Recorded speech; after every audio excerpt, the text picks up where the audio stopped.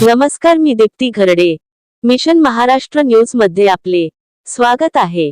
Hanuman Nagar zone अंतर्गत येणाऱ्या बुधवारी बाजाराजवळील श्री संत रविदास वसतिगृहाला लागून असलेल्या श्री संत शिरोमणी रविदास महाराज यांच्या मंदिराला लागूनच ताज बिर्याणी सेंटर व इतर दुकानदारांनी गेल्या अनेक वर्षापासून अवैध अतिक्रमण करून आपला व्यवसाय थाटला आहे. मात्र याकडे मनपा हनुमान नगर झोन कार्यालयाचे कमालीचे दुर्लक्ष होत असल्याचा आरोप संस्थेचे अध्यक्ष वासुदेव इंगळे, सचिव अनिल काटोले यांनी आज पत्रकार परिषदेद्वारे केला आहे.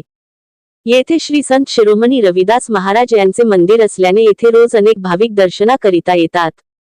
येथे असलेल्या ताज बिर्याणी सेंटर मध्ये मांसाहारी बिर्याणी व इतर मांसजन्य पदार्थाची विक्री केली जाते. त्यामुळे मंदिराचे पावित्र्य भंग होत आहे आणि हिंदू समाजाच्या भावना दुखावल्या जात आहे. ग्राहकांमुळे रोज रात्रीला रहदारीला अडथळा निर्माण होतो. काही ग्राहक वसतिगृहाच्या परिसरात शिरून दारू पितात. मांस शिजवण्याच्या प्रक्रियेने वायू प्रदूषण आणि ग्राहकांच्या गोंगाटामुळे ध्वनी प्रदूषण होते. या सर्व बाबींचा विद्यार्थ्यांवर वाईट परिणाम होत आहे. येथील बिर्याणी सेंटर व इतर अतिक्रम हटविण्यात यावे या मागणीकरिता श्री संत रविदास वसतिगृह संस्थेतर्फे शासन, प्रशासन, मनपा आयुक्त, नासुप्र, पोलीस आयुक्त, आमदार, खासदार, मुख्यमंत्री यांना वारंवार प्रतिनिवेदन देण्यात आली, परंतु अद्याप कुठलीच कारवाई करण्यात आली नसल्याचेही त्यांनी यावेळी सांगितले. पत्रकार परिषदेला रामदास गुज्जरकर, सरोज काटवले, लीलाधर कानोडे, छाया शेंडे, भावराव बोडखे, काशीराम देवगडे, जगन्नाथ सिरसकर, गोवर्धन बरडे, शारदा शेंडे, संजय जयशिंगपरे उपस्थित होते. हनुमान नगरला त्या ठिकाणी पार्किंग आणि मंदिर आहे, मंदिरच्या लागूनच अतिक्रमण झालेलं आहे. तिथे बिर्याणीचं दुकान आहे. माझं म्हणणं आहे की मी ज्या मंदिरात राहते त्या मंदिराचा आज ते मंदिर बरेच वर्षापासून बांधलेलं आहे. त्या मंदिराला लागून बिर्याणी सेंटर सुरू झालेलं आहे. ते सेंटर मंदिरच्या नंतर त्यांनी ते सुरू केलं आहे, पण ते अतिक्रमण आहे, तो कब्जा केलेला आहे. बिर्याणी सेंटरचं नाव सांगा. ताज बिर्याणी. आणि कोणाची प्रॉपर्टी माहित आहे याच्याबद्दल कल्पना नाही. आज कोणी केव्हा कोण असतो त्याच्याबद्दल काही नाही. आता आपला त्रास आणि मागणी आहे तर तिथे जे अतिक्रमणाचं हटलं पाहिजे. जी आस्था आहे हिंदू धर्माची, ते बाजूला जे मंदिर आहे त्या मंदिराला लागून जे चिकन मटन बिर्याणी आहे ते हटलं गेलं पाहिजे. ही दुकान कोणाच्या मालकीची जागा? ती बालकीची छात्राची, छात्राची. तर याच्यावर कशा प्रकारे पत्रव्यवहार झालेला आहे, कुठे कंप्लेंट केली आहे? शासकीय यंत्रणेला त्याच्याबद्दल सूचना एनआयटीला दिल्या, मुख्यमंत्री सचिवालयामध्ये दिलेला आहे, कारखान्याला सुद्धा दिलेली आहे, स्थानिक लेवलला पण त्याची कंप्लेंट केलेली आहे. आणि याचा तुम्हाला उत्तर काय भेटलं? काही उत्तर नाही मिळत. आता आपली मागणी काय समजली? मागणी आहे की ते अतिक्रमण हटलं पाहिजे. हे सगळं बांधलेलं आहे. नाही, माझं काय म्हणणं आहे, मी अध्यक्ष आता तुमच्यासोबत बोलत आहे. जे मला मागणी आहे ती मी तुमच्या समोर ठेवलेली आहे. पण तिथे जे सरकारी, माझं नाव अनिल भानुदास काटोले, संत रविदास छात्रालयाचे सचिव आहे. आतापर्यंत काय, आता 2 वर्ष झालं आम्ही तिथे निवडून आलेलं आहे. तर आम्ही पाहिलं की तिथे जे छात्रालय आहे, छात्रालयामध्ये जिथे आमच्या बिलकुल लागूनच बिर्याणीचं सेंटर आहे. लागून म्हणजे मंदिराची भिंत आणि बिर्याणी बस बाजूलाच आहे. म्हणजे आणि गेट जो आहे आपला, म्हणजे बिर्याणी वाल्याकडे जेव्हा तो बिर्याणी विकतो तर टोटली आपल्या गेटवर इतका रश राहते की आम्हाला येणं जाणं मुश्किल होऊन जाते तिथनं. दुसरा प्रॉब्लेम आहे की त्याचं काय होतं, जिथं त्याचं जे खूप हे आहे त्याला काय म्हणतात,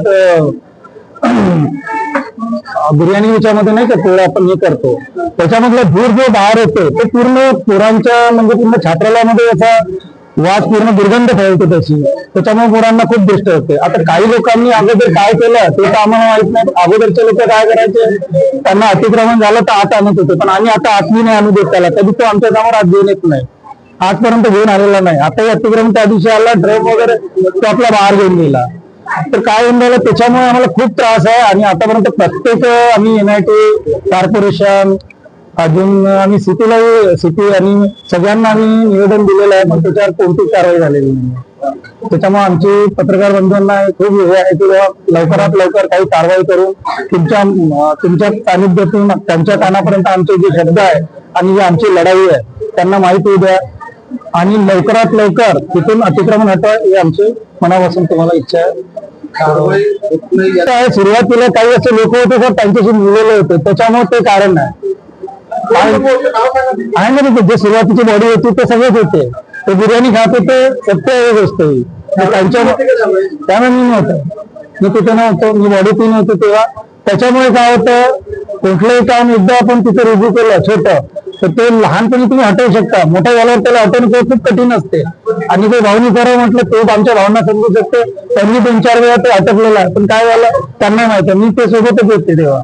ते म्हणले अरे नहीं यहाँ तलवार निकालते औजार निकालते ऐसा करेंगे वैसा करेंगे. मी म्हटलं भैया निकालेंगे तो निकालेंगे. अरे मला काय धमकी देणार ते. याच्यानंतर आता शासकीय पद्धतीने जे करू शकतो किंवा आंदोलन येते किंवा उपोषण त्या मार्गावर आम्ही जाणार आहोत आणि शासनाला दाखवू किंवा तुम्ही आमच्याकडे काही करून छोट्या मोठ्या मार्ग रोडावर यायला लागेल. पूर्ण समाज चर्मकार समाज बांधतो त्यासाठी रोडावर उद्योग येणार आहे.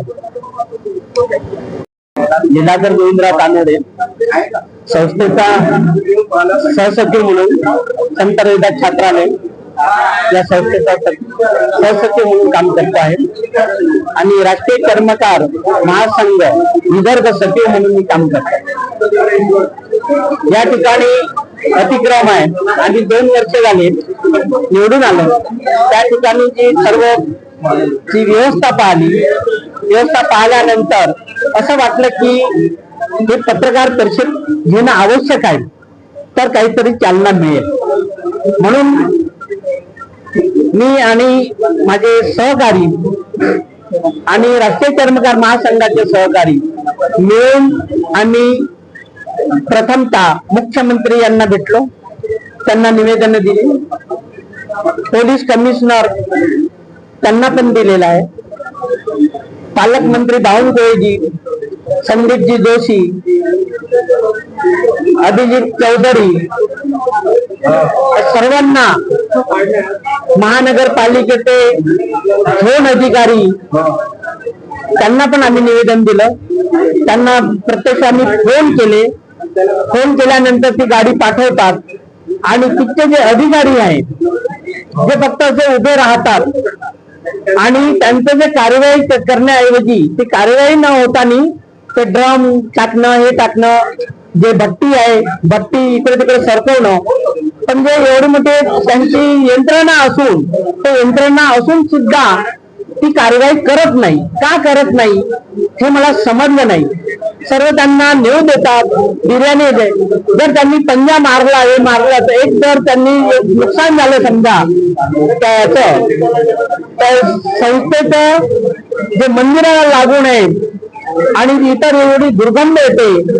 आपण एक वार तिथं या आणि आल्यानंतर तुम्ही त्या ठिकाणी रविवार, बुधवार, शुक्रवार या ठिकाणी बघा, त्याचा एक व्हिडिओ घ्या आणि ते तुम्ही बिर्याणी कशी आहे, गर्दी किती राहते, काय राहते हे तुम्हाला प्रत्यक्षात मालूम पडेल.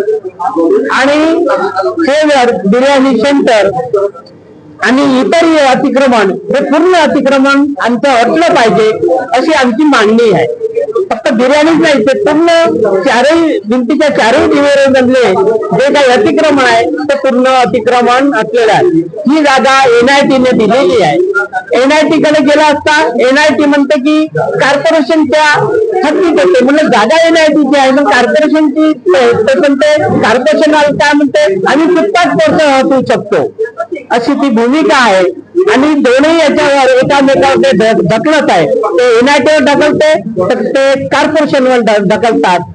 त्यावेळेस आम्ही आमदार कृष्णाजी खोपडे यांच्याकडे गेलो, त्यांनाही पण मी त्यांचं निवेदन दिलं आणि परत NIT वाले कॉर्पोरेशन वाले उलटा टॅक्स आमच्यावर जास्त लागत आहे का, हे तुम्ही त्याचा किराया घेतात ते घेतात. आम्ही किराया घेत नाही. जर आम्ही किराया घेत असेल तर त्यांनी त्याच्या पावत्या दाखवा आम्ही किरायाच्या, आणि जर किराया घेत असेल तर हे अतिक्रमणच आहे, हे अतिक्रमण हटलं पाहिजे. आणि विरोधी आपले महापौर, नवीन आलेल्या महापौर, उपमहापौर आणि विरोधी पक्ष नेते महासारकर संजयजी यांना पण आम्ही निवेदन दिलेलं आहे. आणि परत आम्ही मुख्यमंत्री सचिव, आता गृह सचिव यांना निवेदन देणार आहोत आणि अमित शहा गृहमंत्री यांना पण आम्ही निवेदन पाठवणार आहोत. अशी हटवण्याची मागणी आम्ही करत आहोत. बुद्धिस्ट मंगल परिणय ग्रुप तर्फे भव्य राज्यस्तरीय वधू वर परिचय मेळावा रविवार 29 मार्च रोजी दुपारी 12 ते 4 वाजेपर्यंत विनायक सभागृह, राजापेठ चौक, अमरावती येथे आयोजित करण्यात आला आहे. यांचा लाभ सर्वांनी घ्यावा. किंवा अधिक माहिती करिता 9373617114 या मोबाईल नंबरवर संपर्क करावे, असे आवाहन संस्थेचे अध्यक्ष प्रमोद सोमकुवर यांनी केले आहे.